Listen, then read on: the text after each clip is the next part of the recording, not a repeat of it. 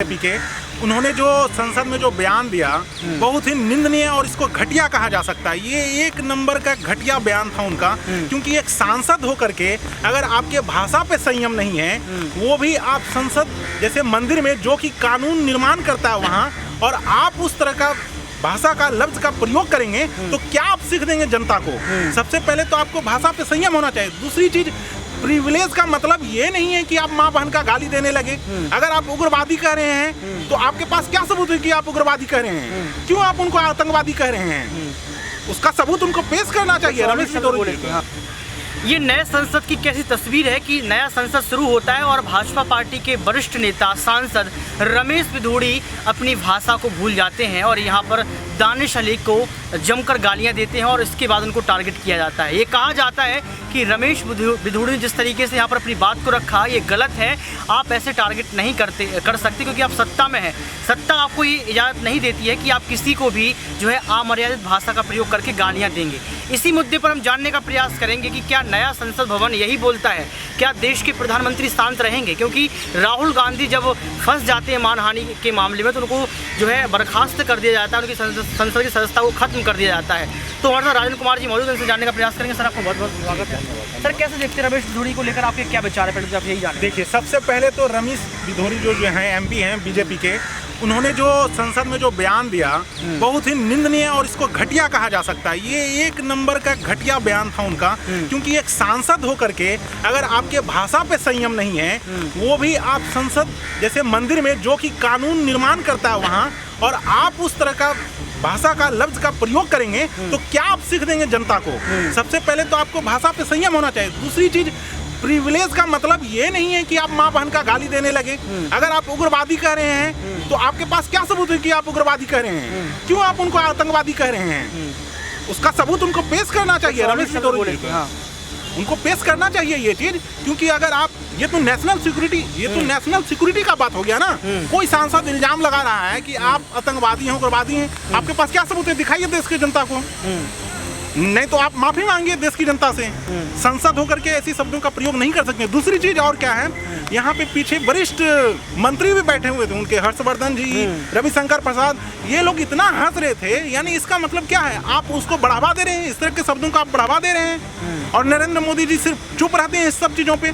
आप नया संसद तो बना रहे हैं, लेकिन सांसद को आप कंट्रोल नहीं कर पा रहे हैं। अपने सांसद को जो मनमतंग काम करते रहते हैं, सिर्फ किसी को गाली देना, किसी को ये देना, ये तो गलत, ये तो अराजकता एक तरह से आ रहा है ना। आप क्या सीख दे रहे हैं देश की जनता को? 24 के चुनाव के पहले इस तरीके की भाषा की आपने जो बात कही गलत है। सवाल मेरा आपसे ये रहेगा कि क्या रमेश बिधूड़ी के खिलाफ कोई कार्रवाई होगी भाजपा पार्टी की तरफ से? क्योंकि राहुल गांधी की तरफ को जो है रातों रात सस्पेंड कर दिया गया, उनकी संसद की सदस्यता को खत्म कर दिया गया था। लेकिन अभी ब्रजभूषण शरण सिंह की बात कर लो या फिर शहजाद पूनेवाला की बात कर लो, ये लगातार जो है यहाँ पर समर्थन कर रहा है रमेश बिधूड़ी का। देखिए, ये कार्रवाई वगैरह कुछ नहीं करेंगे, बस ये दिखावटी के लिए हो सकता है कुछ कार्रवाई कर दें, लेकिन वैसा कोई कड़ा या संदेश देने वाला कार्रवाई नहीं करेंगे। अगर आपको संदेश देना है तो उसको हटाइए, आप संसद से हटा दीजिए उसको। ये ना कार्रवाई होगा जी। आप तो इसको बढ़ावा देते चले जा रहे हैं हमेशा कि ये बोल रहा है उससे चुप हो जाओ, शांत हो जाओ। बस उसको डिफेंड करने के लिए भी इसके मिनिस्टर लोग आ जाते हैं, उसको सही ठहराने लगते हैं। तो इस तरह का घटना नहीं हो। दूसरी चीज क्या है, इसमें प्रधानमंत्री को स्वयं आकर के बात को रखना चाहिए कि इस तरह का कोई भी सांसद जो है इस तरह का शब्द का प्रयोग नहीं करे। प्रधानमंत्री का क्या काम है? यही सब काम है ना कि संसद आपका बिगड़ रहा है, सांसद आपके अगेंस्ट जा रहा है, संसदीय नियम का जो है उसके खिलाफ जा रहा है, तो कम से कम प्रधानमंत्री को आकर के कहना चाहिए कि सभी सांसद जो है इस तरह का भाषा का प्रयोग न करें। ब्रजभूषण शरण सिंह समर्थन में आ गए हैं। वो तो खुद चोर गुंडा लफंगा है, तो समर्थन में आएगा ही। चोर गुंडा लफंगा ही तो समर्थन में आएगा ना गलत चीजों का, तो इसलिए समर्थन में आ गया। शहजाद पूनेवाला मुसलमान है, वो भी समर्थन कर रहे हैं लगातार। शहजाद पूनेवाला मुसलमान बीजेपी के जो हैं वो अपने पार्टी का ध्यान रख रहे हैं, इसलिए उनका समर्थन कर रहे हैं। लेकिन जो बीजेपी का एजेंडा है, मुस्लिम को ये उग्रवादी के रूप में देखते हैं। बताइए, यही चीज हुआ ना वहाँ। ऐ मुल्ला, ऐ आतंकवादी, ऐ उग्रवादी, इस तरह का क्यों आप लफ्ज का प्रयोग किए? मैं तो चाह रहा हूँ इसमें लोकसभा सांसद से जो ओम बिरला जो हैं, लोकसभा संसद के अध्यक्ष जो हैं, स्पीकर, उनसे एक RTI सभी जनता मांगे कि आखिर किस आधार पे ये कह रहे हैं इनको आतंकवादी।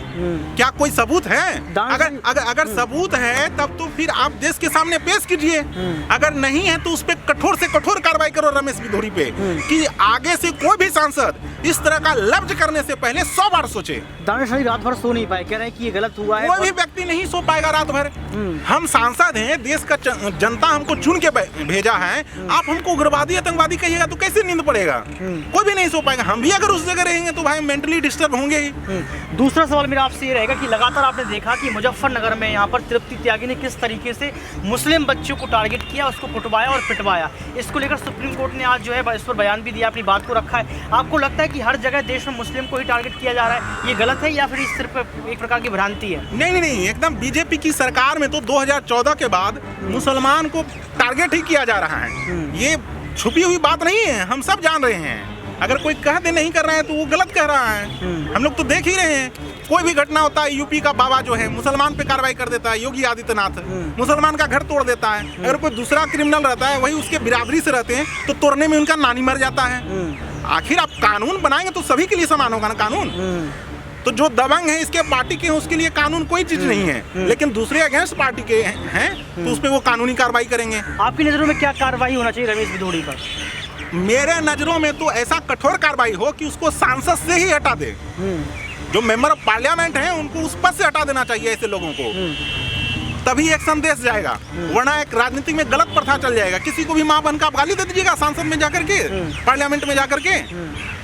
नया पार्लियामेंट और भाजपा की पहली तस्वीर यही है नया पार्लियामेंट, गाली गलौज वाला पार्लियामेंट। किसी को आतंकवादी कहिए, किसी को मां लगा के गाली दीजिए, किसी को बहन लगा के गाली दीजिए। यही तो नया पार्लियामेंट बनाए हैं।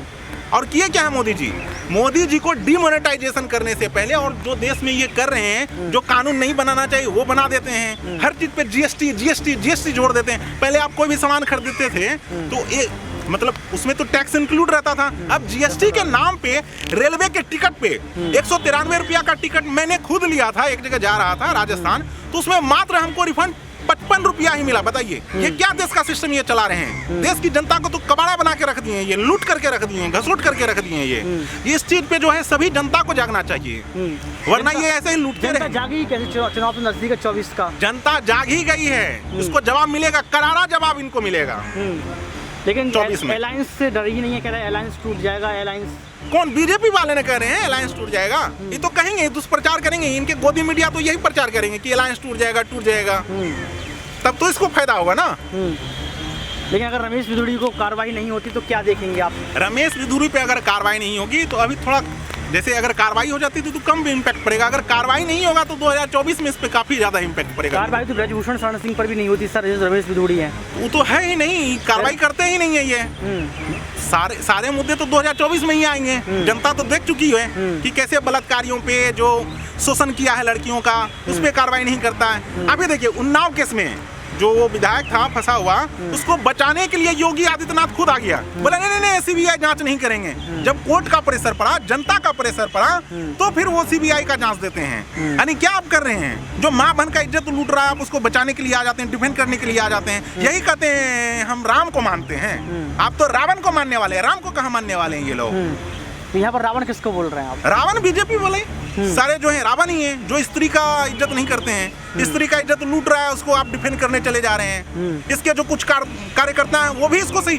दूसरी चीज क्या है, देखिए मोदी जी हमेशा हिंदू धर्म अभी कह रहे थे, ये हिंदू धर्म, सनातन धर्म। अरे सनातन धर्म आप कैसा शिक्षा दे रहे हैं? आपकी माँ मरी, आप तो बाल ही नहीं बनवाए, बाल मुंडन ही नहीं करवाए। सनातन धर्म क्या कहता है? अगर माँ मरता है तो बाल छिलवाया जाता है ना जी। आप कैसा सनातन धर्म अपना रहे हैं ये? और उसको डिफेंड करने के लिए इसका कार्यकर्ता आ गया कि नहीं राज धर्म अपनाया जा रहा है। राज धर्म से बड़ा होता है पुत्र धर्म। पुत्र धर्म भी कोई चीज है, और उसको आप नहीं माने, यानी सनातन को आप नहीं मानते हैं। आप यानी गलत बोलते हैं। एक कहावत है ना, बगल कैसे कहता है, बगल में छुरी बगल में राम वाला। वही है ये लोग। राम राम नाम लेंगे और छुरी रखे रहेंगे। लेकिन भाजपा सरकार तो कहती है कि हमारे लिए सब बराबर है, सब धर्म बराबर है। कहने से क्या हो जाता है? दिखावटी तो पढ़ ही रहा है ना, जनता को देख ही रहे हैं। मुसलमान को आतंकवादी मानते हैं, उग्रवादी मानते हैं। यानी कि आपको लगता है कि मुसलमान खतरे में है? बिल्कुल खतरे में है। ये लोग जब तक रहेगा तब तक खतरे में रहेगा मुसलमान। अच्छा, तो यहाँ पर देखा आपने जिस तरीके से यहाँ पर बात रखा गया, तमाम मुद्दों को लेकर बात कही गई, चाहे वो सनातन धर्म हो या फिर रमेश भिदोरी का मुद्दा हो। ये कहा गया है कि नया संसद भवन, नई पार्लियामेंट, और यहाँ पर पहली बार ही जब लोग बैठते हैं, बातचीत कर रहे थे, अपनी बात को रख रहे थे, तो रमेश भिदोरी जो है अमर्यादित हो गए और उन्होंने अमर्यादित भाषा का प्रयोग किया। जो कि पूरी तरीके से गलत है। दूसरा सवाल यहाँ पर उठाया गया कि भाजपा सरकार को अपने नेताओं पर कार्रवाई करनी चाहिए ताकि लगे, देश को लगे, विपक्ष को लगे कि यहाँ पर भाजपा सरकार जो है ऐसे नेताओं को बर्खास्त करने का या बहिष्कार करने का काम करती है।